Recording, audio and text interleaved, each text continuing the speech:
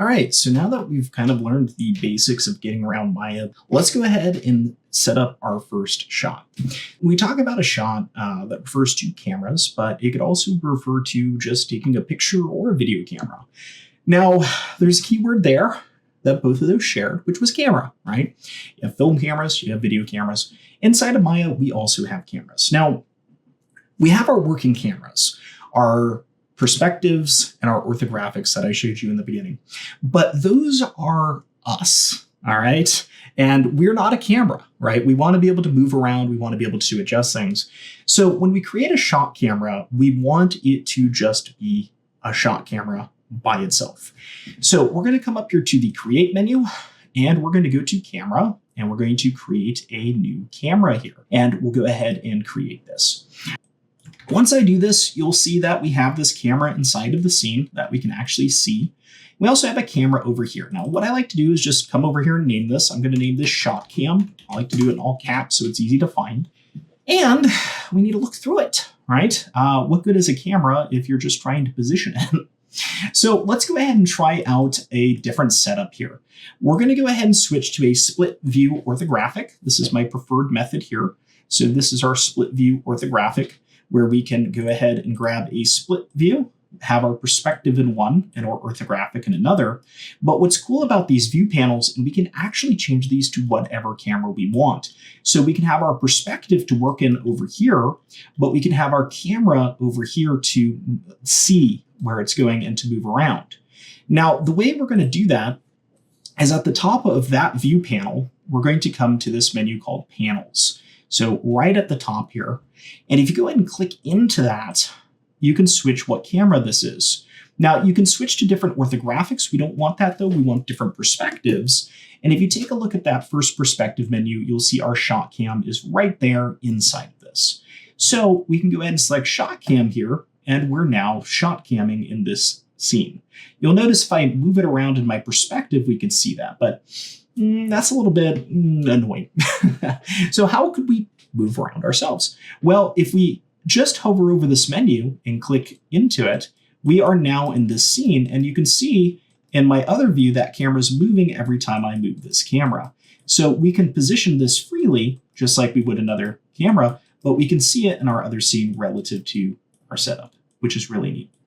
There's a few other things to kind of be aware with cameras. What you see is ultimately not what's going to be rendered out as an image when we press the render button later on. We need a way to kind of view it, right? We need a film gate, something that can show us what's going on. If you take a look at this section here, you'll see we have something called a resolution gate, and this will constrain our camera to see what is going to actually be captured. So that's this button here.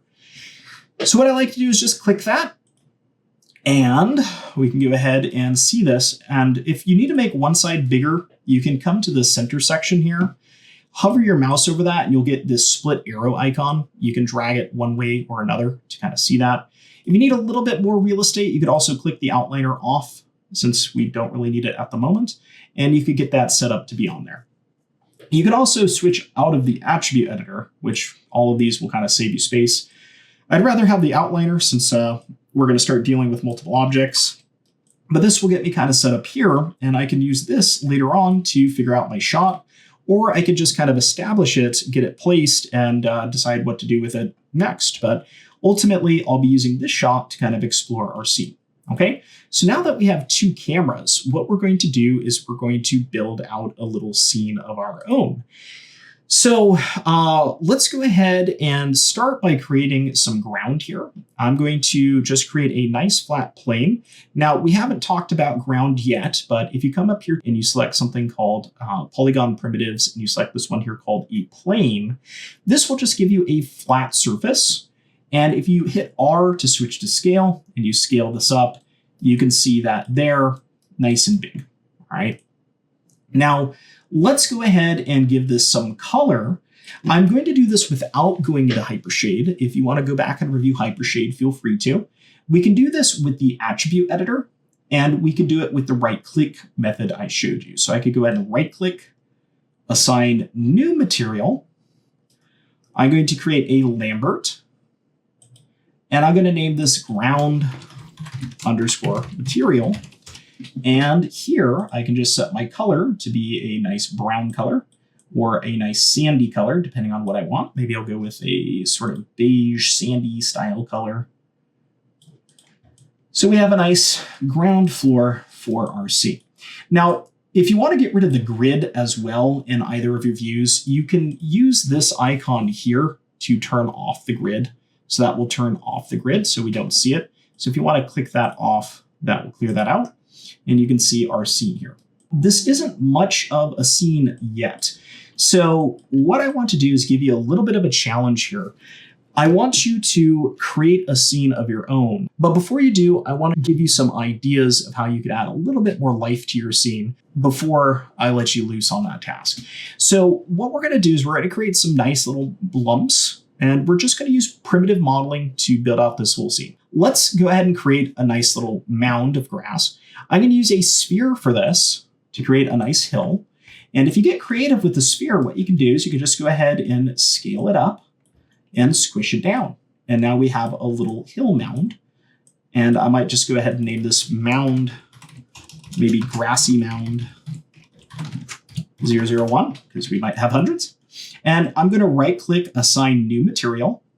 I'm going to grab a Lambert. And I'm going to make this a sort of grassy color, maybe a little bit different from my tree, maybe a bit more greenish yellow. And we'll just make this grass 01 material. And let's go ahead and get some variety. I'm going to duplicate this and scale it down a bit. All right, we're going to crash those into each other. That simply means they're intersecting. I'm going to assign a Lambert. I'm going to come into the grass material I just grabbed, and I'm going to make this one maybe a little bit darker. And I could shift the hue a little bit. As a matter of fact, maybe I'll actually make it, we'll make it a little bit more yellowish. There we go. So now if I go ahead and kind of crash these into each other, you can see that I can use the scale to just kind of make little mounds there. And you can see how that's looking in my shot camera. Now let's also create a couple rocks. Now, when it comes to rocks, none of these really give us a nice rock. We're going to use a special one from the Create menu here under Polygon Primitives. And we're going to come in here and we're going to explore, let's see here. I think we could probably get away with either using the soccer ball or a platonic solid. I think platonic solid would be a better one. For those of you who play tabletop RPGs, you might recognize this bad boy. It's a 20-sided dice we just got, I think. Okay, so what you can do here is we can go ahead and just scale this. And just like that, we have a rock, a nice rocky structure. But we don't want to just use the Lambert. We want to go ahead and utilize a different material. So I'm going to assign a new material here. Go to a new Lambert. And we'll just make this rock 01 material. And we'll go ahead and go to a blue color for this maybe, and do just kind of a bluish gray. Do a light blue one there.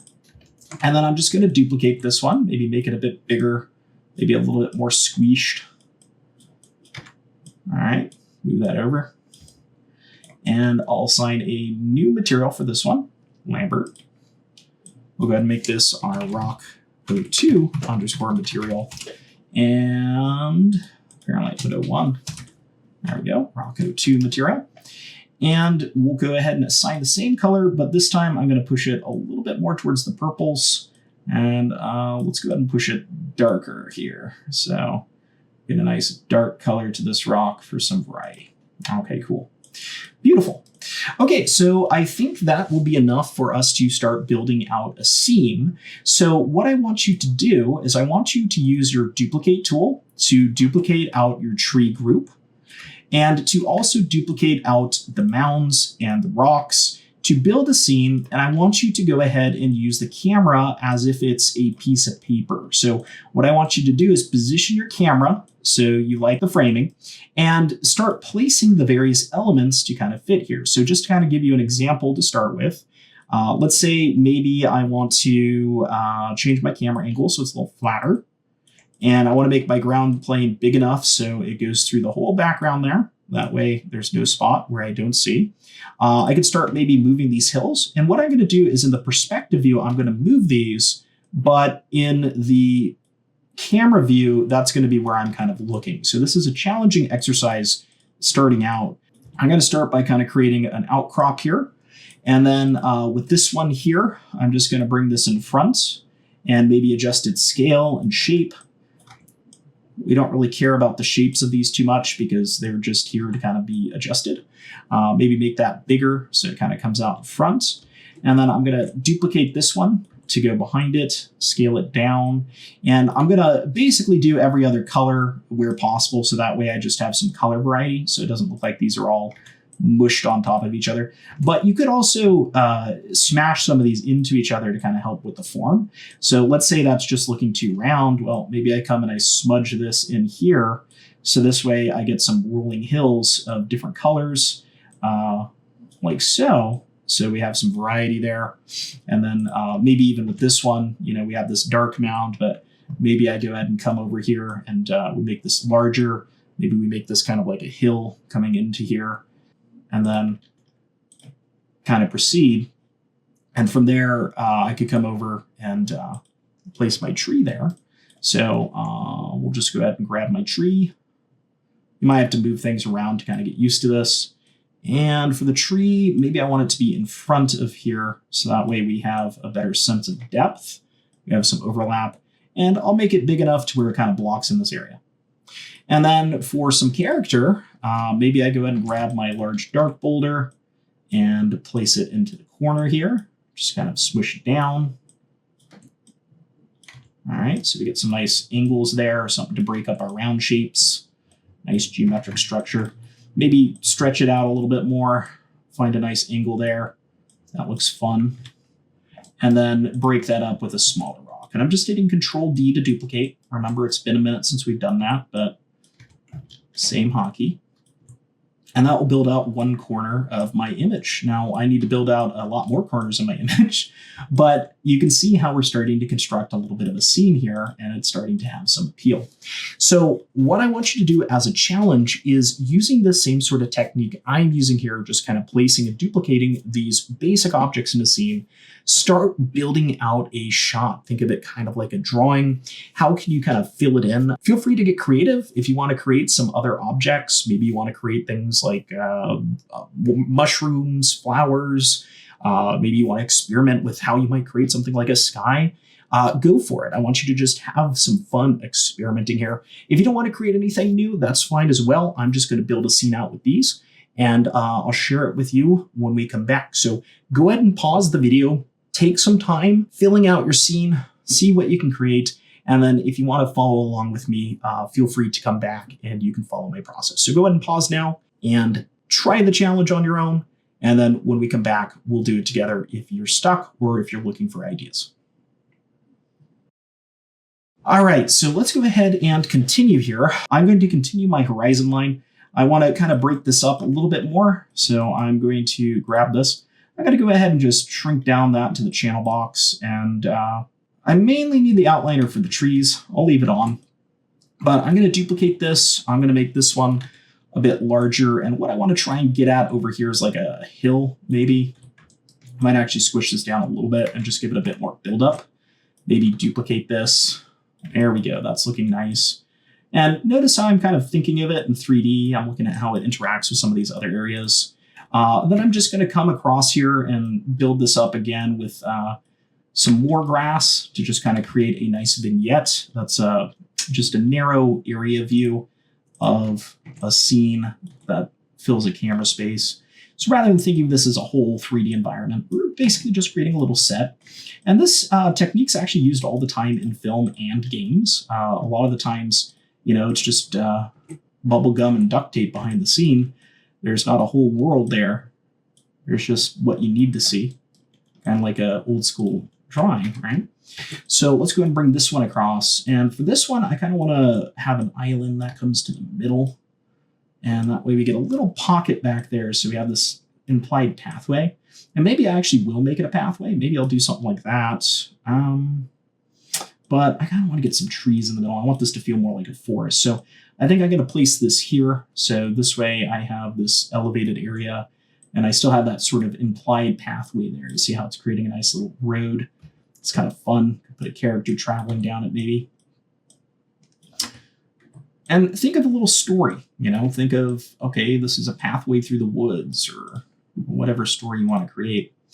And then in the front here, let's get a little bit more grass rocking around. Maybe we'll have this kind of finish in front and just be kind of a skinny patch. I kind of want it to be lower than that one. That's good.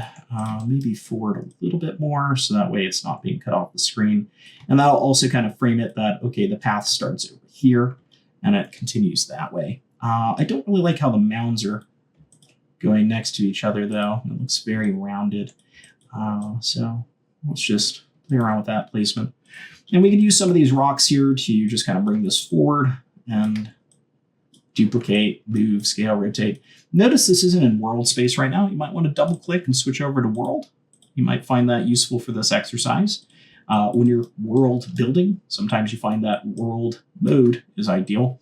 When you're modeling though, object mode tends to be more ideal. And just remember to kind of mix and match your colors. When you're doing very limited modeling like this, where it's just basic primitives and basic colors, you don't have a whole lot to work with. So you want to kind of push it as much as you can. Here, a third colored rock would probably be good, but if I just change the shape language, it's probably good enough. So that looks kind of nice. Now let's go ahead and start getting some trees in here. I'm going to duplicate my tree, Control D. Let's go ahead and get kind of a centerpiece tree here. I might scale this down so we can see the whole tree. And I might scale the other one down just because it feels a little bit big, but I might then move it to the side so that way you see all the segments. All right. And something like that. And then just kind of working my way into the background, we can start exploring additional trees. One thing you might want to do is just give your tree a little spin so that it's not all tilted the same way. If you remember, we added a bit of tilt to it, so that way it has some variety. And I'm just going to start putting some trees in here in areas that feel good and maybe changing their size. You can do some forced perspective. You can make the scene look bigger by scaling the trees down as they recede. This is another trick that's often used in scene building. If you want to kind of convey a really large scene, but you have a small area, that forced perspective technique where you make things smaller as they move towards the horizon convinces the audience that the scene's actually bigger than it is. So that's kind of a fun thing you can do with scale to trick your audience. So let's go ahead and continue this out. We'll get some nice little trees. I'm just hitting Control D. You can see lots of power here. I also have been rotating my trees. I might want to go back and give these a bit of a spin. Maybe even give them a slight tilt every now and then. So that way they're not all perfectly vertical in the scene either. Some nice variety there. Just more visual interest. It doesn't look quite like a machine built it with duplicate over and over again. So small things you can do to add appeal into those environments. Let's go ahead and put some real small trees back here to kind of make this feel like it's really far away. Look at that. We can kind of create that little trick. And as this moves forward, maybe get a little bit bigger and just kind of have a nice little patchwork over here. Notice that sometimes I just do the duplicate and then I come in here and kind of tidy up, change the scale. All right. That's going to be some fun options there. Okay. And then I think we need just a few more trees up in this area to kind of frame this a little bit nicer. And then I will be happy with our end result. So let me go ahead and just grab a tree, maybe not one of those small ones because they've gotten a little bit too small now. And we can start to kind of fill this in. I like the grouping of that one back there though, so I might just go ahead and see if I can't place this somewhere that doesn't disturb that. It's one of the disadvantages is, you take all that time back there, making those trees look nice, and next thing you know, you go and ruin it by putting a tree in front. We could also break it up with some rocks. I'll go ahead and delete on that. But maybe, coming in here with some rocks at this point would be a good option to kind of break up this area. And rather than having this area fade off into a tree line, I could also fade it off into like a boulder line. So I could use kind of a large rock here and just kind of break up the forms with that. So let me bring it on screen a little bit more. Be mindful of those angles and how they're looking to the camera. And just start adding in some of these smaller rocks. Maybe a dark boulder there next to a grassy mound. That looks kind of nice. And then for the backside, if I want to kind of convey the idea of a cliff or like a mountain being in the backside, I could come in here with some of these nice and large and I could fill this in. And this could be a good trick for us not having to worry about a sky right now. Skies are added in a number of ways when it comes to renderings. In video game engines, they use a sky dome system inside of the game engine.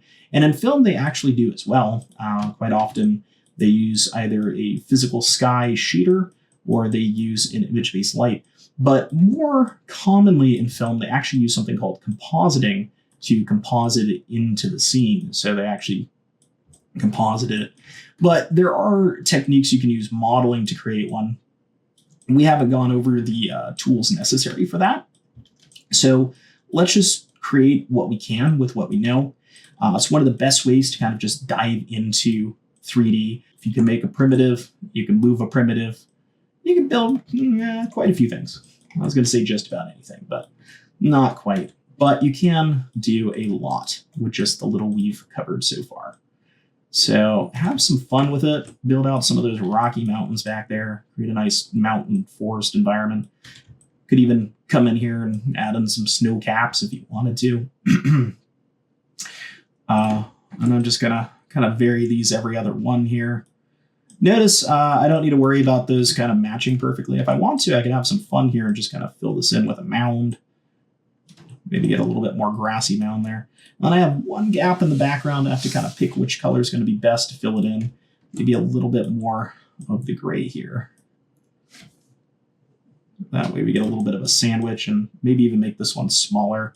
So that way we get a better feel for the overlap there. And maybe even push this one over a bit more. I'm just using the scale there. I'm not really worried about the shape. I just care how it looks to the camera. I don't really like how these two are kind of meeting up here, so I might experiment here with this.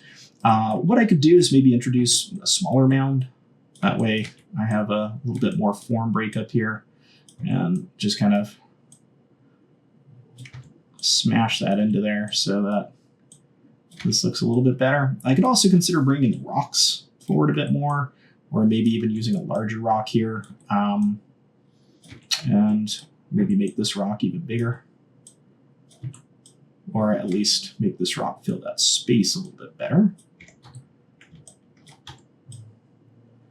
And you can, use your artistic discretion to kind of decide how your scene should look. I think that looks okay for what I'm going for. Okay, now in this process, you may have accidentally bumped your camera, which I completely apologize for. There's always more stuff we need to talk about. But let's talk about how we can lock in this camera next. But go ahead and finish blocking in your scene. And if you keep knocking that camera on accident, feel free to jump to the next one before you finish your scene. But let's go ahead and save. I'm going to save scene as. Make sure you save early and often. And I'm just going to make this our forest. That'll be good enough, but you can name it forest scene if you want. All right, so I hope you enjoy building out your forest, and I look forward to seeing what all of you create. Let's go ahead and talk about locking down this camera next, and then we'll get into adding some extra stuff to make this look even more awesome.